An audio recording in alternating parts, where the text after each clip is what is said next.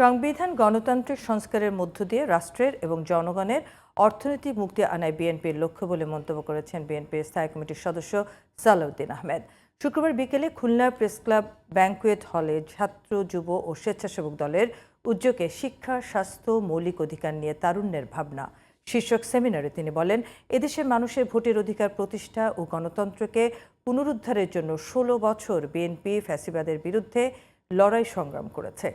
এ সময় উপস্থিত ছিলেন জাতীয় party BJP chairman barrister Andalib Rahman Partha, বিএনপির কেন্দ্রীয় ছাত্র বিষয়ক সম্পাদক রকিবুল ইসলাম বকুল, স্বেচ্ছাসেবক দলের কেন্দ্রীয় সভাপতি SM জিলানী, যুব দলের কেন্দ্রীয় সাধারণ সম্পাদক মোহাম্মদ নুরুল ইসলাম নয়ন সহ অনেকে।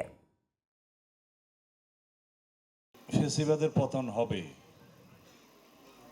ফ্যাসিবাদ যে কোনো স্বৈরাচার, যে কোনো একনায়কতন্ত্রের পতন হয়। কোনো অস্বাভাবিক পন্থায় কোনো রাষ্ট্র পরিচালনা দীর্ঘদিন চলে না।